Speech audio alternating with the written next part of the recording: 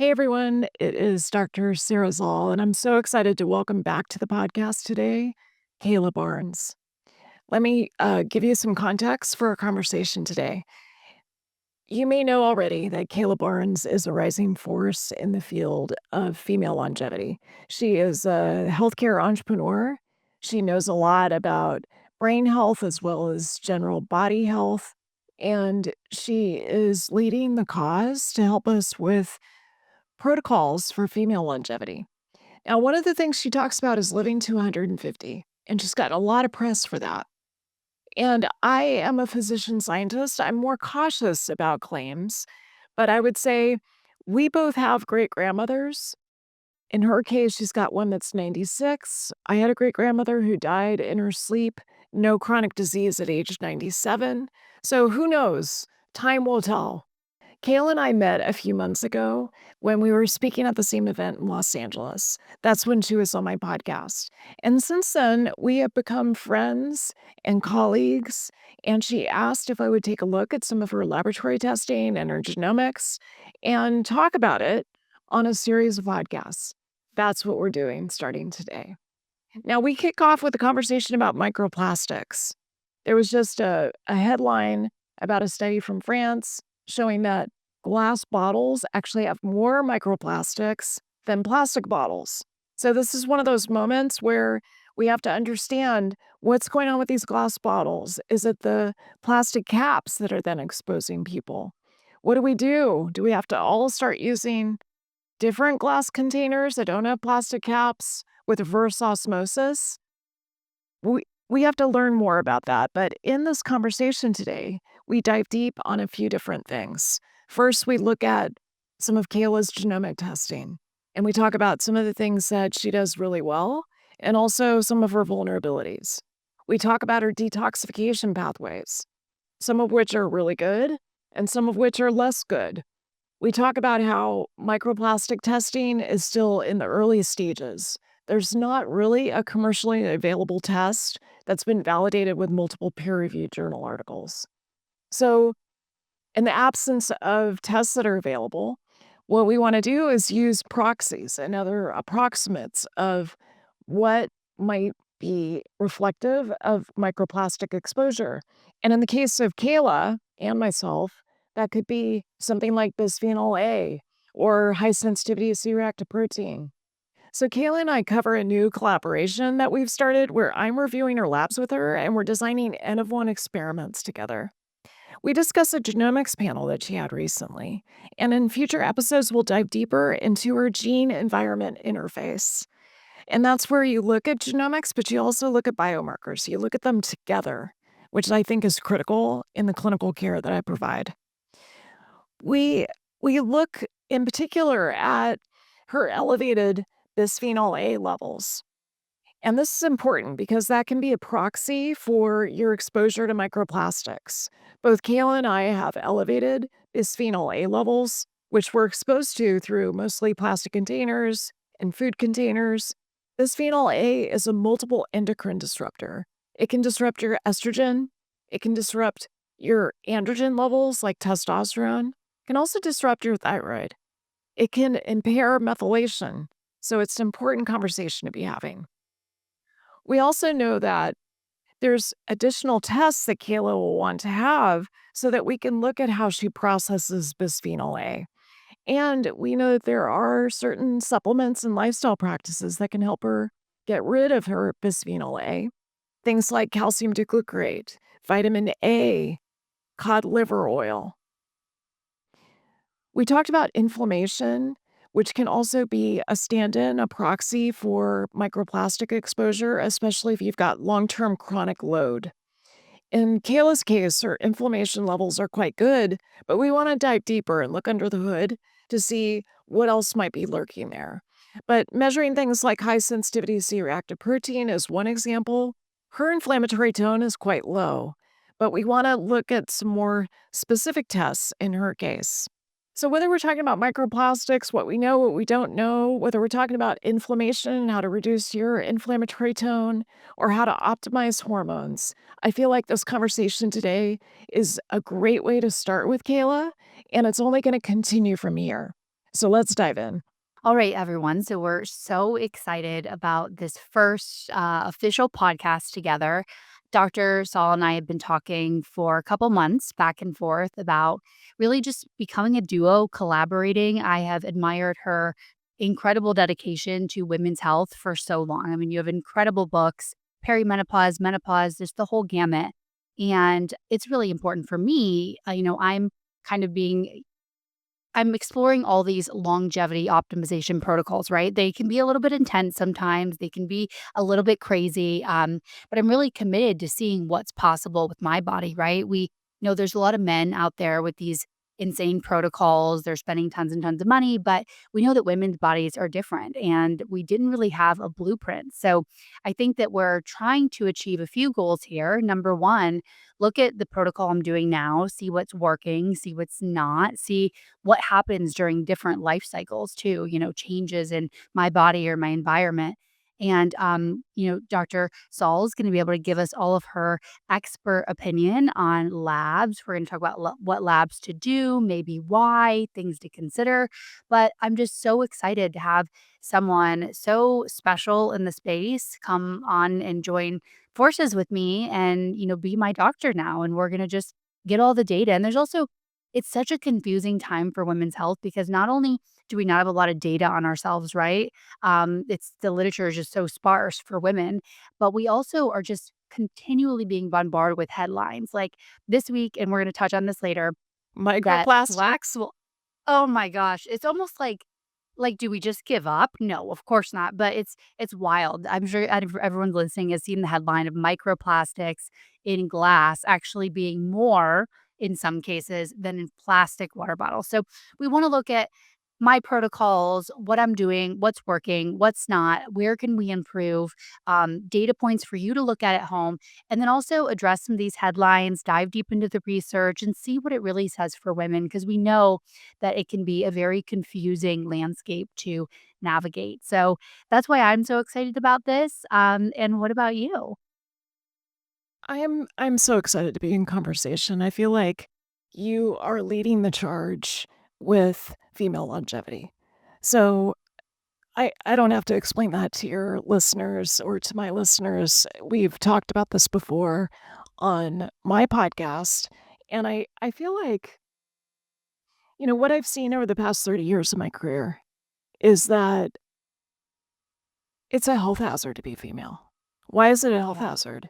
It's a health hazard because there are so many gaps, research gaps, clinical gaps, protocol gaps, guideline gaps, and it has led to the current state, which is where women have double the risk of anxiety, depression, insomnia, Alzheimer's disease.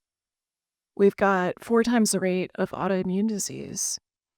There's so many ways in which women are falling behind men, and I don't see enough research dollars or commitment on behalf of the government to address these gaps.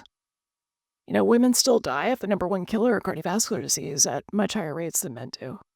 So even though that's less relevant for younger listeners, millennials and younger, I think that you're leading the charge to close these gaps. And what I've especially seen, because you and I are a different generation, which I think is super fun. So you're Yes. a millennial, I'm Gen X. And we know that it's millennials that are saying enough. Like, I refuse to be dismissed. I refuse to be told by a broken healthcare system that I should just do what men do to help my longevity. So it's millennials that are standing up and saying, we need medicine 3.0. And I feel like you're leading the charge to help us get there. So that gets me super excited. Whether we're talking about microplastics, what we know, what we don't know, or we're talking about your latest toxic burden, the effect of the LA fires, whether we're talking about your hormones, which is the portal that I usually like to walk through, whether we're talking about fertility and subfertility and ways to affect your mitochondria. So we've got a lot to talk about. And that's We that's what gets me excited. I love that. Actually, before we jump into it, you shared something yesterday. I think it was from Forbes Women, and it showed the percentage of women that are being medically gaslit, I believe was the terminology. So you can define what that means, but it was an insanely high percentage. Was it something? It was over 70%, right? I believe it was 72% in this article that was quoted. So, I always hear people kind of push back when I talk about medical gaslighting, but there's a way that women are dismissed, and our symptoms, our legitimate symptoms are, you know, eh, like when I was in my 30s, when I was about your age, Kayla, I went to my doctor when I was postpartum and I said, "Listen, I feel way too old at Mhm. 34. This doesn't seem normal. I feel like I'm pushing a rock up the hill every day. I'm exhausted. Getting 8 hours of sleep doesn't seem to make a difference. I'm cranky. I'm irritable. It's not just PMS, it's worse. I feel so stressed all the time and I just can't calm my system down." And what I was offered, I also was struggling with weight, which is maybe different between the two of us. But Mhm. you know what my primary care doctor said, a guy, was, "You just need to exercise more and eat less. Why don't you take an antidepressant like Prozac? And how about a birth control pill? Because it sounds like you're hormonal." So that to me is a form of gaslighting. It's a way of saying, "Get out of my office. Here's a couple of prescriptions to mask your symptoms and be on your way. We're not going to get to the root of your issues." So to me, that's a form of saying what you're complaining about is not legitimate and it doesn't warrant a deeper investigation.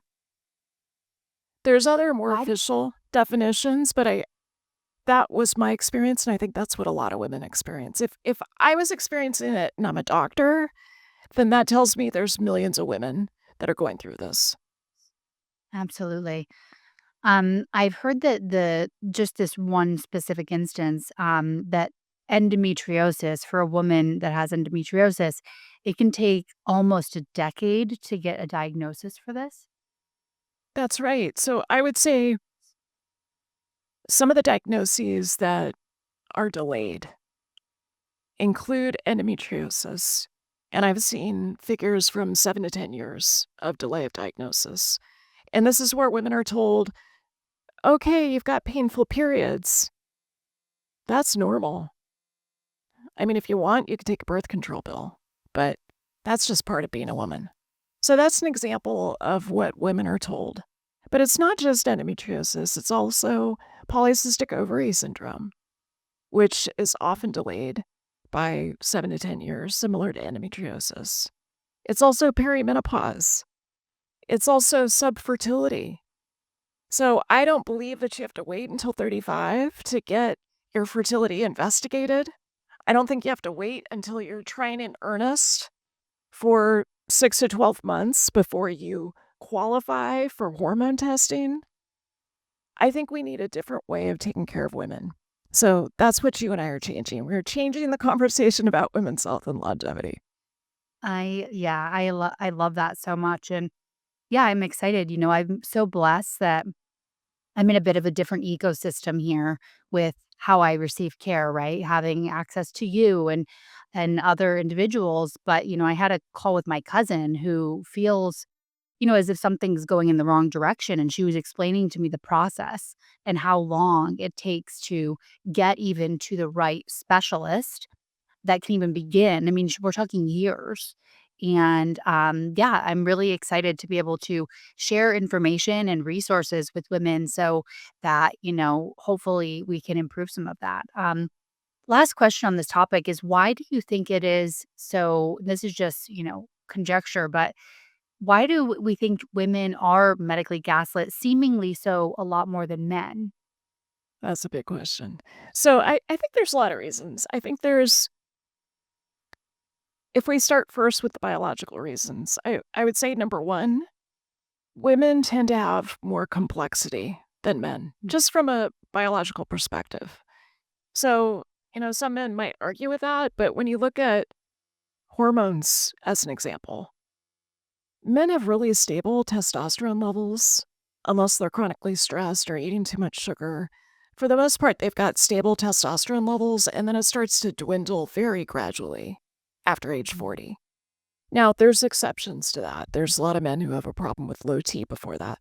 But women have a different level of estrogen, progesterone, and testosterone every day of their menstrual cycle. And that's part of the reason why women were excluded from research studies.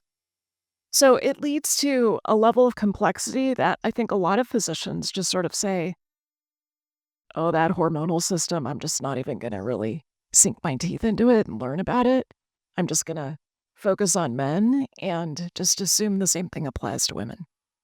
So there's this biological complexity that leads to more mysterious symptoms that change with the menstrual cycle, autoimmunity, diagnoses like Hashimoto's thyroiditis or multiple sclerosis or rheumatoid arthritis, some of the most common autoimmune diseases, happen 4 times as commonly in women, as I mentioned, but they also are delayed, similar to endometriosis and PCOS, by 4 to 7 years before a correct diagnosis is made.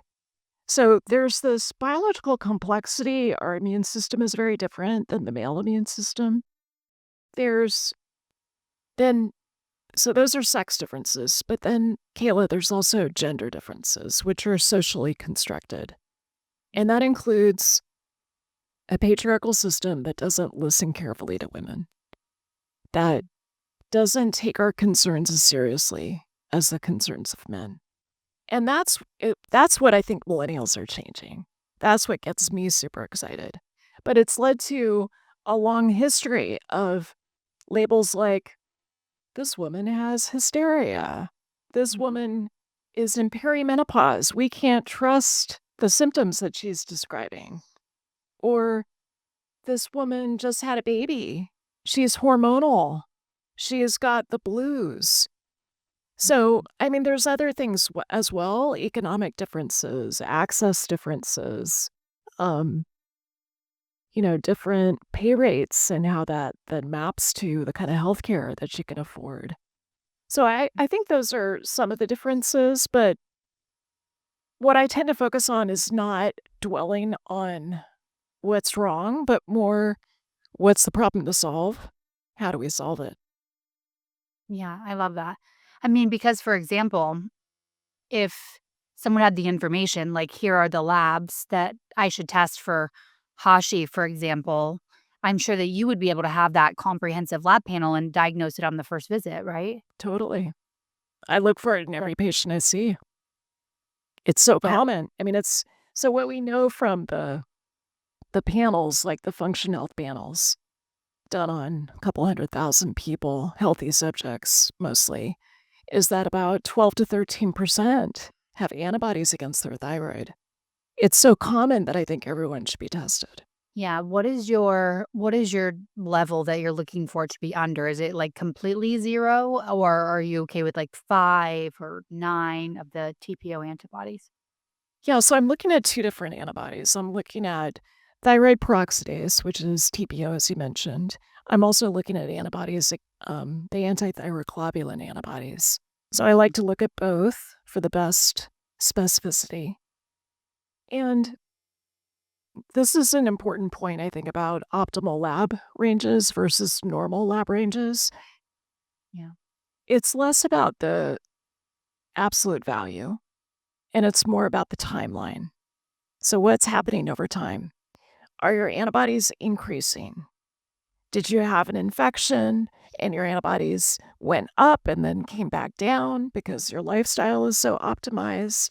So I'm looking at a timeline, a time series. That's what I think is most important.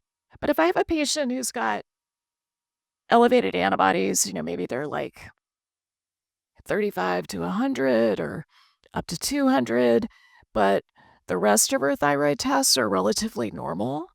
Maybe she's got some stress, she's in her 30s, her TSH is, say, 1.0, 1.5 in the normal range, the euthyroid range.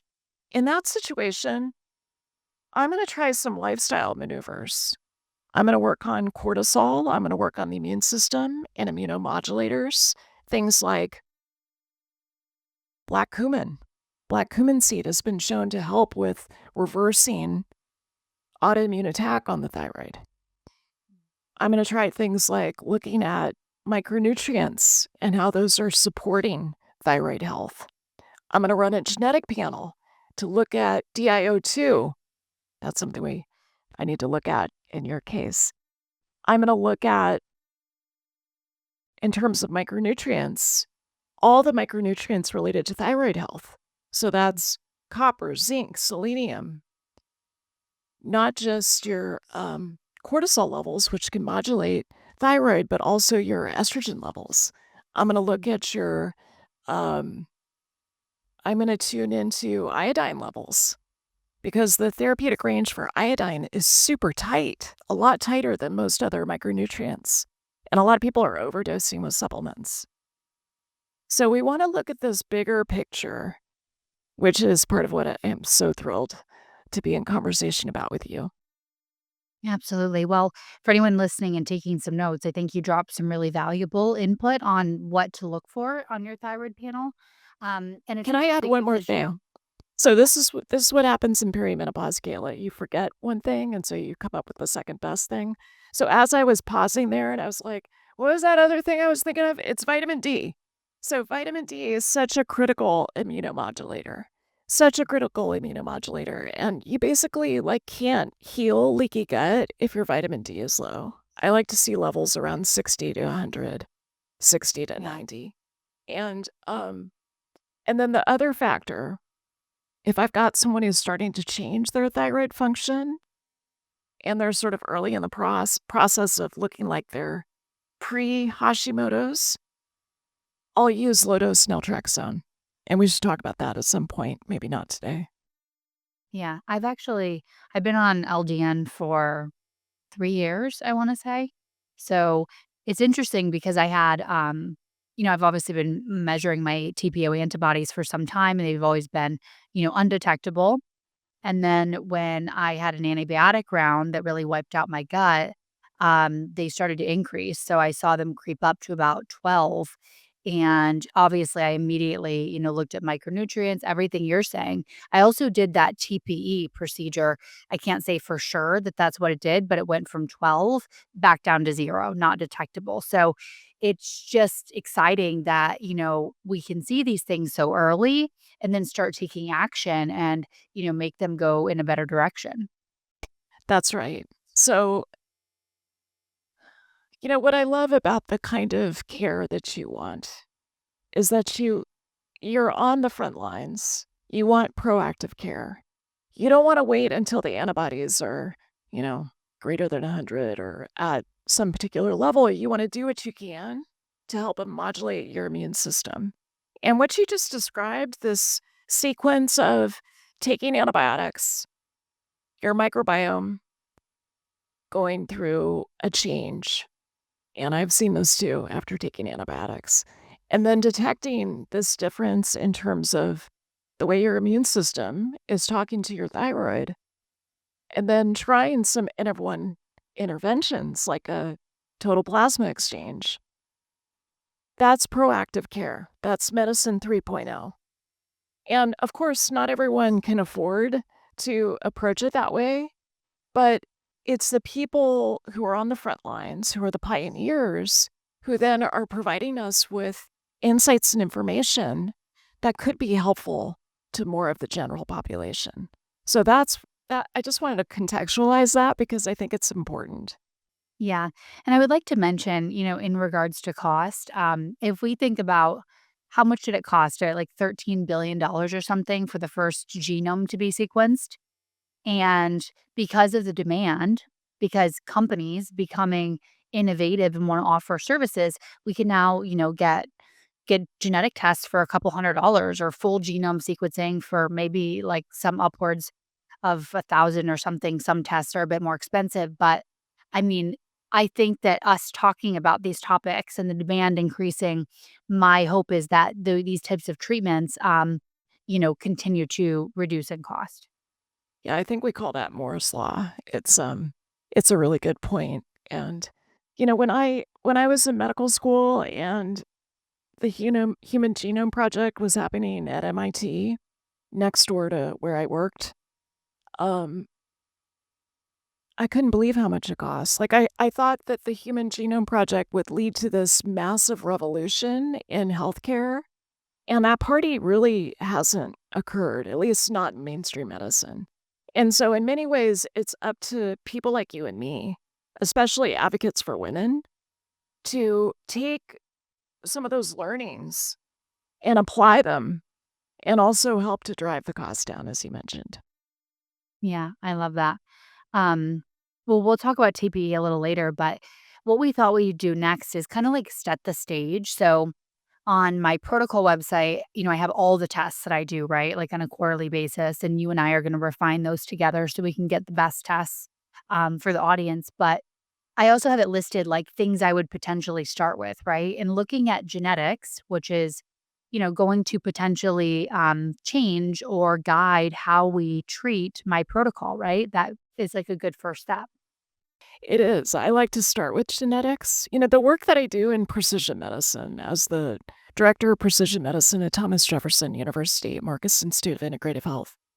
What I do is genetic testing together with biomarker testing because that's how you look at the gene environment interface.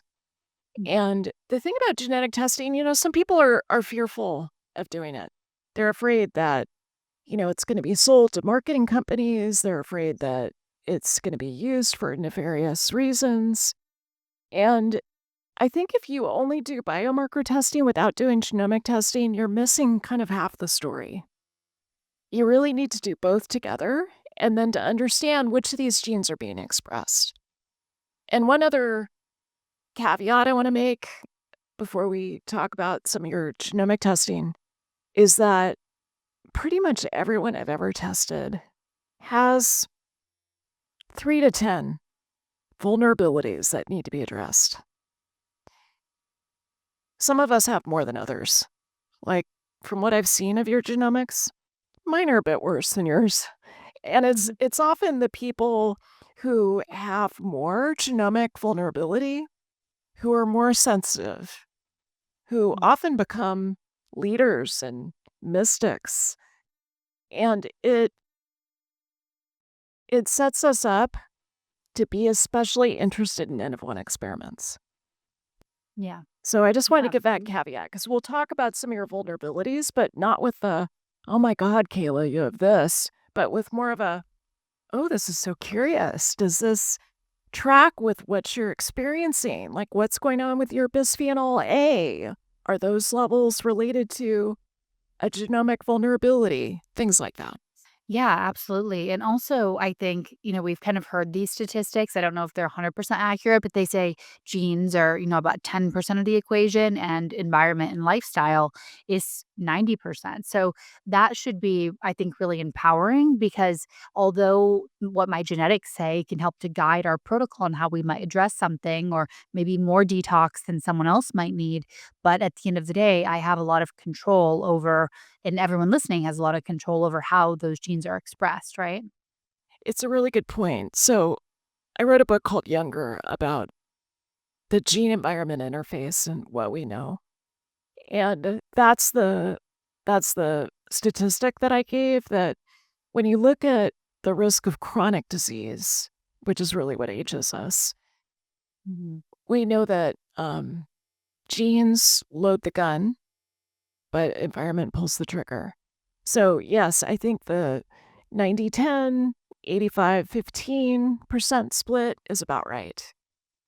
When you look at other things, other outcomes, health outcomes, like athletic performance or injury risk or VO2 max capacity, we know that the numbers, the split is a little bit different. So instead of 10% genomic, 90% environment, when it comes to performance, it's more 40% genomic, 60% environment.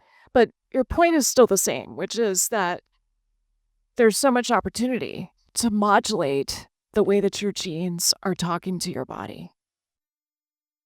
I love that. Well, let's get into some of my vulnerabilities and maybe some of my strengths. Oh, for sure. I always love to start with the strengths. So, one of I read 3x4 genomic panels all day long in my patients. And so maybe, should I start with hitting a few highlights of that test for you? Yeah, and also if there's another test, that you have a preference, I mean, definitely. I thought that one was kind of easy to read for like a general consumer, so I listed that one out on my protocol, but if you have something else, please give us your opinion. Yeah, I think 3x4 genomics is a good place to start. It looks at about 157 different SNPs, single nucleotide polymorphism. So it's a really comprehensive and helpful place to start. It's what I run on pretty much all of my executives. When we talk about things like your detoxification ability, like especially being in the LA fires and some of the exposures that you've had, that's where you want to get more specific. And so that's where I think like the Vibrant Toxigenomics panel or um, there's other labs that run more detailed detoxification panels that can also be helpful. But when we look just at your 3x4, and I think I've got it here somewhere on my laptop.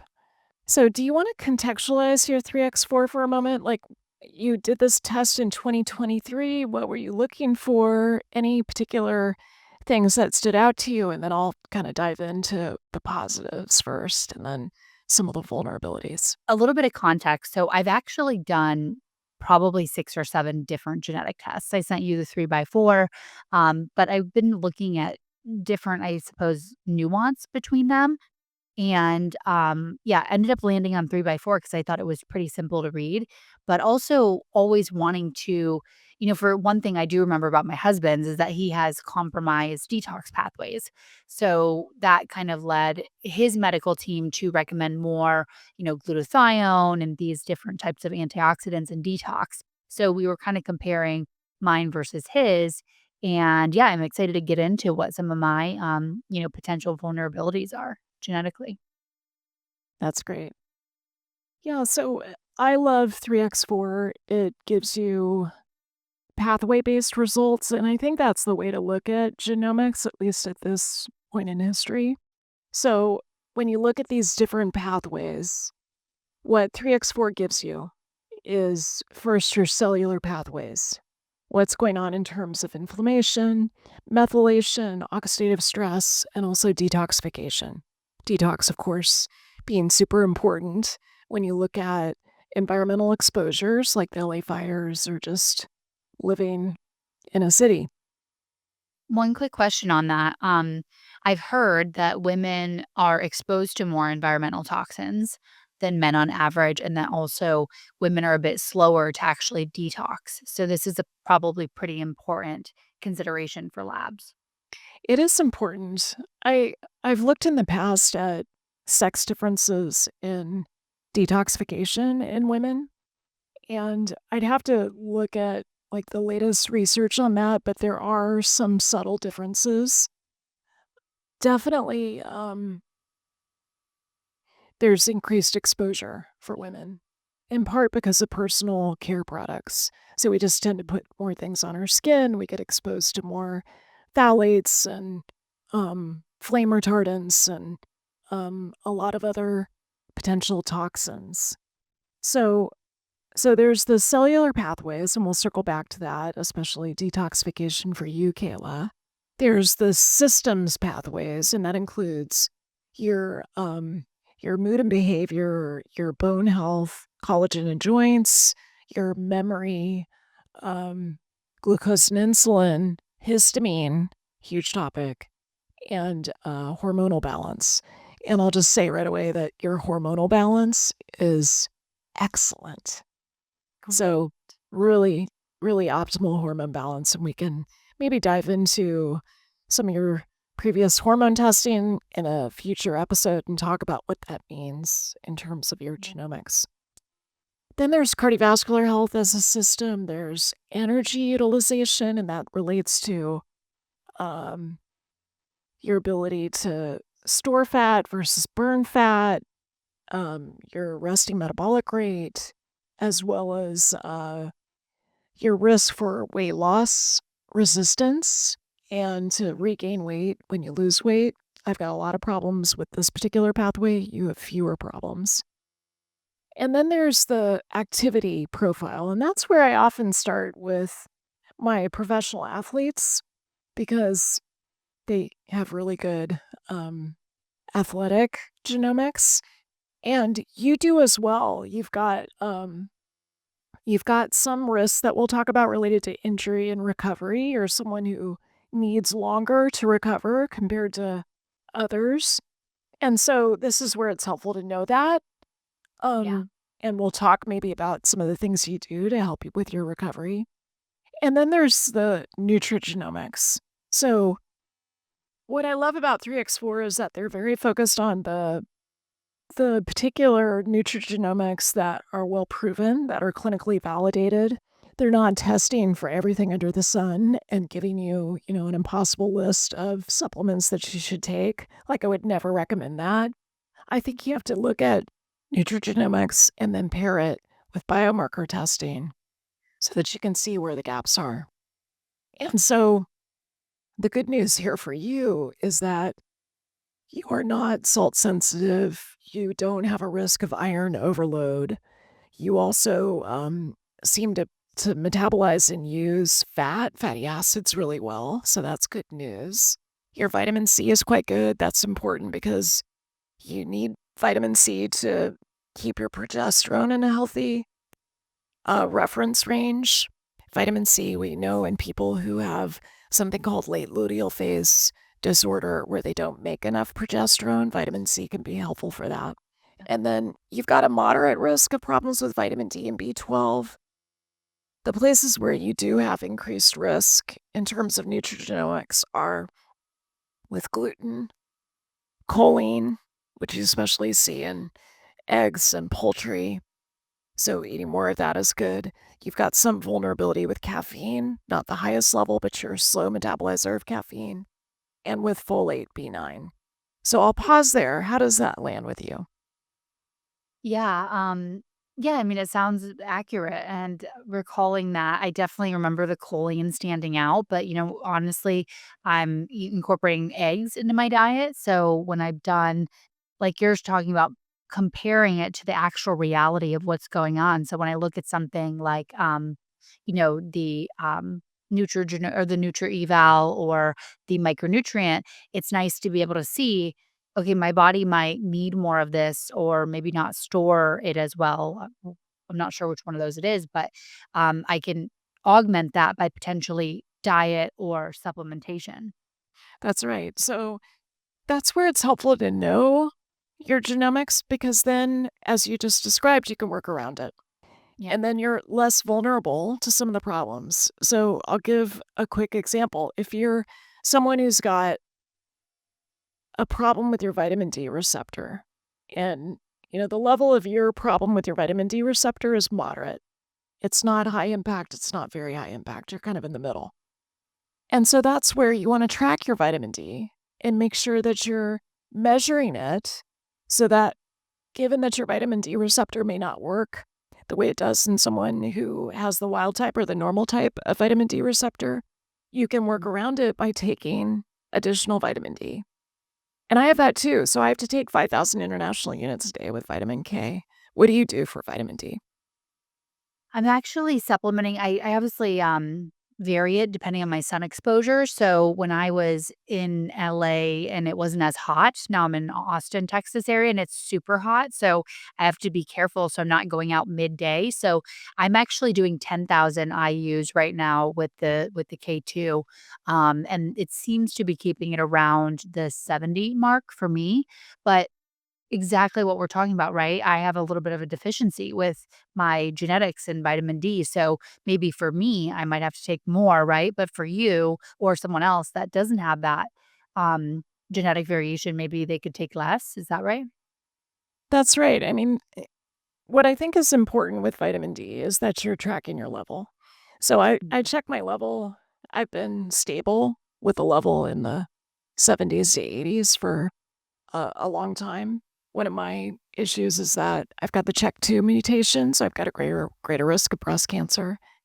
So there was a study showing that vitamin D levels of 52 or higher in women is associated with a lower risk of breast cancer. It's a association study, not a causal study.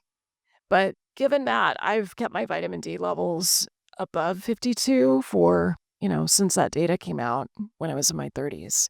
So with vitamin D, mostly I take somewhere around 5,000 to 10,000 international units a day. And one important thing about vitamin D that a lot of people don't realize is that it's not a linear relationship. A lot of people Mhm. think, oh, if I take more vitamin D, my level will go up correspondingly, but it's actually an S shaped relationship. So you could be low, low, low, and then suddenly kind of jump high. It's not linear. So it's helpful to measure it to be able to dial it in. Yeah. A quick question. So, if you were going to a standard Western doc and you are a woman or either gender, at either sex, and your vitamin D is 30 or let's say 40, are you going to be alerted? Is that standard of care to tell that patient? Okay, no. No, so, I work at Thomas Jefferson University, which is a conventional medical system. And so it will only be flagged if it's below the reference range. So if your level is 32 or 40, chances are a conventional physician or healthcare professional is going to say you're fine. Don't worry about it. But here, what we're talking about is the normal reference range, which in the US is for the average American. I don't want to be an average American. The average American has more than 93% of Americans are metabolically unhealthy. So I want to be in that optimal range, not the reference range. And that's, something you talk about a lot, I talk about a lot. We're looking for what is associated with optimal function. And vitamin D has 400 jobs in the body. It's not just for your bones, it's also for helping to prevent and treat leaky gut. It's also an immunomodulator, as we talked about earlier. It's important for mood, it's important for your thyroid function, as we talked about. So we want to be looking at what's the optimal level for you. Yeah, absolutely. So you've told us the optimal level that people should be striving for. What I'm just out of curiosity, what is the lowest it could be? Is it 20 before you get alerted that there's an issue with vitamin D? So usually below 30, I always have to look at the reference range, but it's somewhere around 30 to 32 is the cutoff. And I can tell you, I take care of a lot of professional athletes, a lot of NBA players, and they routinely have low vitamin D levels. And they also have a lot of leaky gut, increased intestinal permeability because of how hard they train in the National Basketball Association. So this is a really common thing that may or may not trigger your conventional doc to say something. So this is where we have to change the conversation. We have to advocate for ourselves. So we have to understand what the optimal range is versus the normal range and intervene and have this more collaborative conversation about what we think is best. Yeah. Yeah, I love that. Any other notes on my genetics test? So for the 3x4, I mean, we can go deeper on pretty much any of these things that we're talking about. I think for our purposes, because I do want to talk about your toxic burden, the main areas of vulnerability. We talked about some of your strengths, like you have the potential to be just so good hormonally, which I think is exciting. We talked about some of the nutrigenomic risks you have. We talked about your recovery risk and also your injury risk, and I want to hear if those stand out to you. You are someone who's got some increased risk around having what's called pro-inflammatory fat. Mhm. So, what is your fat mass right now? Like, when did you last do a body composition? Yeah, it's about 19% S body fat. Yeah, so Uh, pretty low. yeah. So, yeah, I mean, it's fairly low. I remember looking at the genetics, and it kind of, like, told me that I had a predisposition of being overweight, and I'm like, "Okay, well, that one, I'm not letting that happen," you know? So What I look for in my patients for women is a Mhm. fat mass that's between about 18 and 23%. We think that's probably the optimal range. For women Good, I love that. for women, you need to have essential fat in your body. The healthiest is brown fat, essential fat. You need to have healthy fat to be able to make your hormones and also for brain health. So if you drop below 18%, there's a chance that you may lose your period. You may have, what they call the female athletic triad, where you lose your period and your bones um, may notice you may have loss of bone strength and bone architecture. So what I'm looking for is a fat mass of 18 to 23%, and I'm looking for a muscle mass. Once again, I want it to be stable, maintained, maybe even increasing over time. So that's what I'm looking for in terms of body composition. The one-time shot I care less about, although it's a good start. I wanna look at the timeline, like what's happening over time. Yeah. I have to my muscle mass just so I have this bioimpedance scale.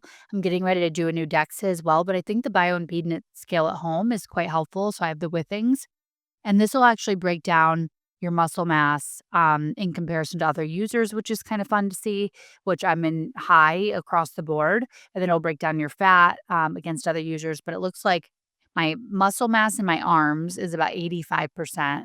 My torso is 92.9%, and legs are at about 76%. So um, there's some muscle there, which is great. I mean, obviously, I'm super intentional about that. That's great, and any data on your visceral fat mass? Yeah, so I it does do visceral fat, but it just says, like 1 or less than 1, so it's not super specific, but I am going to do some updated measurements on that, but it is within, like, the optimal range on that scale, but it's not super specific. Yeah, so I like the bioimpedance scale to look over time. The gold standard is the DEXA test, as you mentioned. So getting the DEXA once a year or once every 6 months, if you're doing N of 1 experiments to try to increase your muscle mass or decrease your visceral fat or decrease your fat mass, it can be helpful to be able to track what's going on with the home scale, like with the withings that you mentioned. I use Renpho. So there's lots of less expensive options for doing a time series. So, one other point I want to make about the body composition is that the tendency is for women over the age of 40 to lose about 5 pounds of muscle mass every decade and to gain about 5 pounds of fat every decade.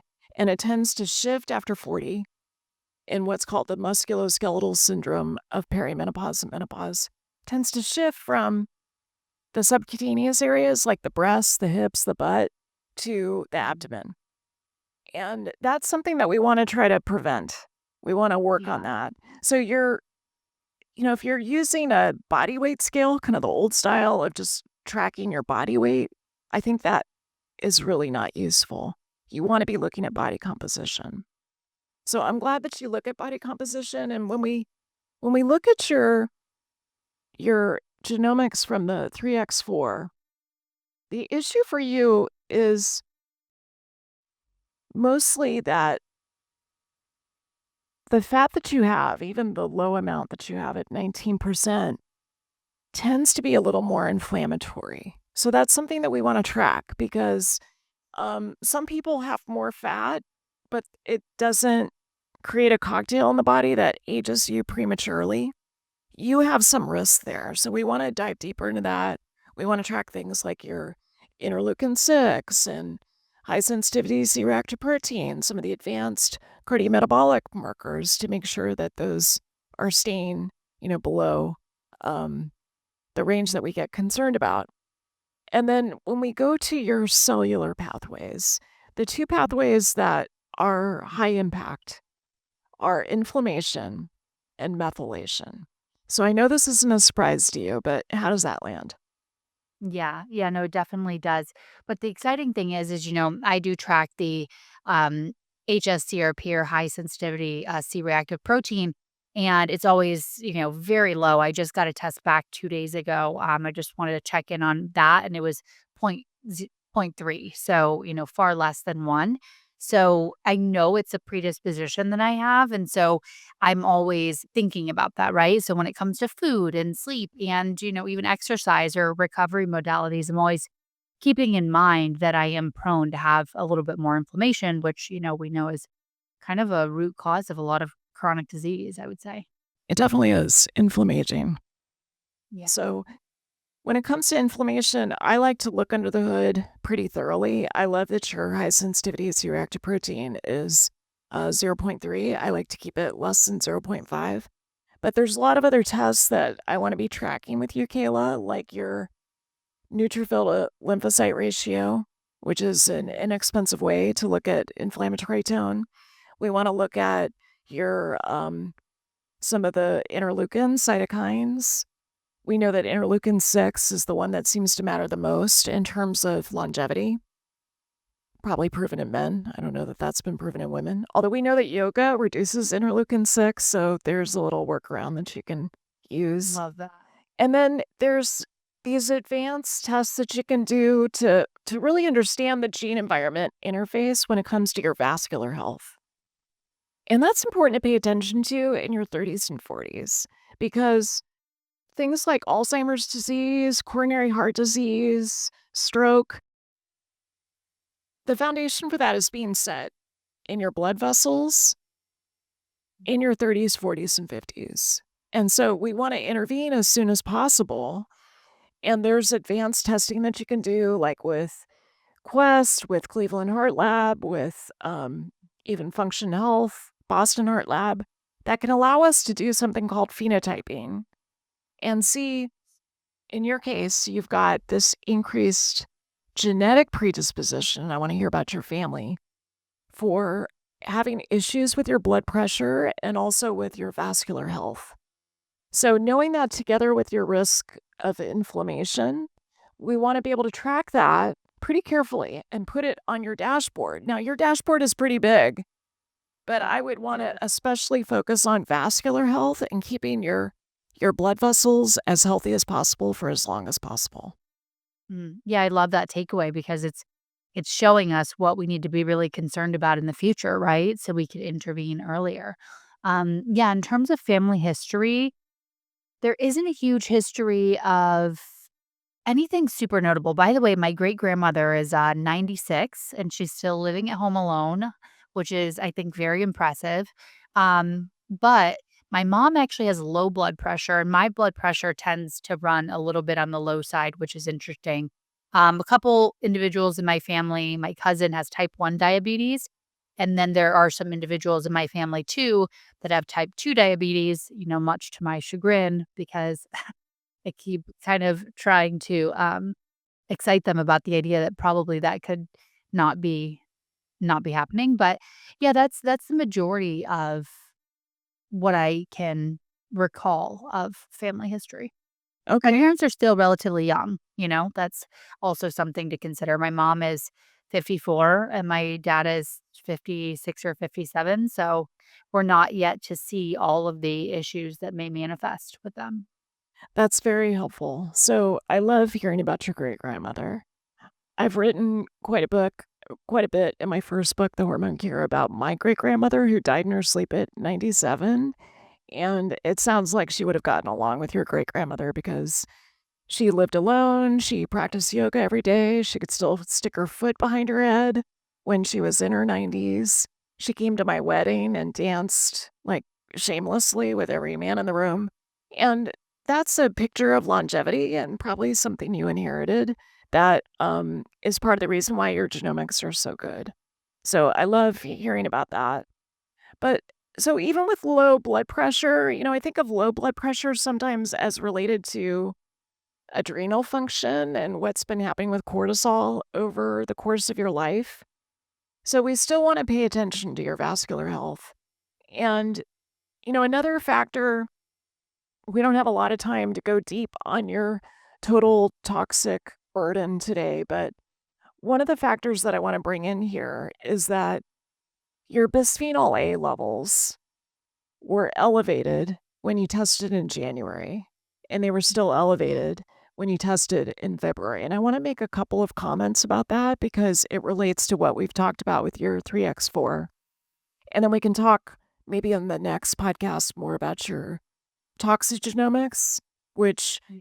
tells a more complete story than the 3x4. But the thing about your bisphenol A is that it can be toxic to the immune system. It's a multiple endocrine disruptor, so it can disrupt not just estrogen levels, but thyroid levels and androgen levels. It's usually, you get exposed through plastic water bottles, plastic food containers. So I know you're really careful about toxic exposure, but there's another factor that relates to your 3x4. We know that methylation is an issue for you. That's basically how part of the way that you turn on and off genes in your body. And bisphenol A, when levels are in the red zone, like they are for you, can decrease methylation. So we want to pay attention to that. We want to track your methylation. The good news is there's a lot that you can do to address it. So we know that BPA, the way that it's biochemically treated in the body is through a process called glucuronidation. And so you can take a supplement called calcium diglucarate to increase the excretion of bisphenol A. There's also a gene called BCM01 that I want to check in you. So we can check that in a Vibrant NutriPro. There's also some other genetic tests where we can look at it. Okay. And then we know that you need vitamin A to be able to get rid of bisphenol A. So I know you had a micronutrient test. Do you remember what your vitamin A level was? You don't need a high level, but you need about 5,000 international units a day. I don't remember the exact number, but I do know that everything on my most recent micronutrient panel was within, their optimal zone. There were some numbers that were on a little bit of the lower side of the optimal, which I like to kind of be right in the middle. Um, so I think that one was okay. But yeah, I mean, it's just for a little bit of context around the BPA testing too and the total toxic burden. So I had a test, let's see, in September of 2024, and the BPA was 1.8, which is quite low within an okay range. And then during the fires, I retested. So I tested on 118. It jumped up to 11.77. So LA had all these fires. There were obviously a ton of different plastics burning, smart homes, batteries, cars, a variety of different, contaminants in the air. And I really tried so hard. When you come over, hopefully soon, you'll see that in all the rooms, I have these air testers. So it's actually measuring the VOCs, a Jasper in every single room. So I tried really hard, but did still go outside. I did still go to the gym. I did still operate as a normal human being. So yeah, it jumped to 11.77. That was in January. And then I did the therapeutic plasma exchange. And then it went down 1 month later in February to 7.88. And then I'm about to retest again. So I'm excited to see what happens with it. But no, I mean, I was so concerned when I got these labs back from fire times. I mean, it was just unlike anything I've ever seen. But also, it's relevant because I think a lot of individuals may have exposures. And so, us having this conversation about how to detox from things like that is just so important. Because, yeah, I try so hard to avoid BPA in everything from even clothing to containers to the air to no tap water, microplastic free salt. I mean, I really am going the long haul here, but, yeah, so that's some context. That's very helpful. And, my levels are also elevated. So I think we should do a podcast where we really focus on your total toxic burden and what happened with the fires because you've got such a great time series to tell the story. Did you ever try calcium glucarate as a way of addressing bisphenol A? I actually did try a little bit, in the past. I read some literature on this too, so I can't wait to see. So the protocol, and we'll dive deeper into it, but, I did the, obviously cruciferous veg, sauna, did the TPE, also tried something well, I'll bench that RX that I told you, that I was taking. We can talk about that more later, but I'm really excited to see the difference in the new total toxic burden. I'm really hopeful that all this stuff made a big difference because having high levels of toxins and BPA in particular is just so concerning to me, you know? It's concerning, and, I like to talk about these in a way that doesn't fearmonger. I think it's Yeah. important for us to not scare everyone because, um, you read the headline on the microplastics now. Glass water bottles are also a problem, and you just feel like, well, I might as well just drink out of a plastic bottle because now glass bottles are a problem too. And that's not what we're seeing. What we're seeing is, um, I would say we think the caps might be part of the exposure from the study from France that just got published. So, still drinking from glass containers, maybe not commercial glass containers, but a glass. I think you're drinking from a glass, maybe with some reverse osmosis water. So, we're going to watch you take a sip here as you hydrate so beautifully. I'm back old school, I guess. Yeah. And I just want to make a note that Uh, Kayla has done some testing of microplastics. We're still in the very early stages of having a commercially available test. I know Brian Johnston has one, and there's one that you've run. Um, we think that bisphenol A can also be kind of a proxy or a substitute for how much microplastic exposure you've had. So that's the Mhm. context in which I wanted to talk about bisphenol A. And, and then we'll dive in deeper. Another thing that really helps with bisphenol A is cod liver oil. Is that something that you take? I'm right now doing the Omega Genics by Metagenics, the 2400. But if you recommend it, happy to switch to a cod liver oil. I would maybe add it to the Omegagenics. I think the Omegagenics is a really good product, and we know with your vascular risk and your inflammation risk, you need what we think of as balanced omegas. So not just omega 3s, but I would say the cod liver oil is another way to get some of these other nutrients that can help you with excreting BPA. Good. Do you like, I know it's kind of basic, but just like increasing cruciferous vegetables for anyone that's listening? I do. I think that's a really helpful strategy. And maybe in a future podcast, we can talk about the specifics of what that does. I think of it mostly for estrogen metabolism, but it certainly helps with, um, let's see if I can get this right off the top of my head, aryl hydrocarbons. I think it helps with that as well. Um, my strategy always is food first.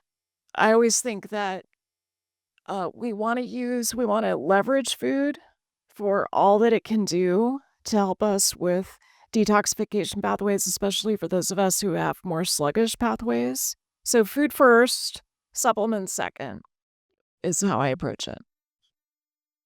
Well, this has been so fun. Obviously, we're going to have future podcasts, many of them, so we can go deeper into a lot of these topics because there's just so much to unpack here and so many exciting things to discuss in regards to women's health. So I am so excited we're doing this. Me too. I feel like we got off to a good start. We wanted to talk about, 700 things today, and we tried to confine ourselves to like 24. So, hopefully, that's not too overwhelming.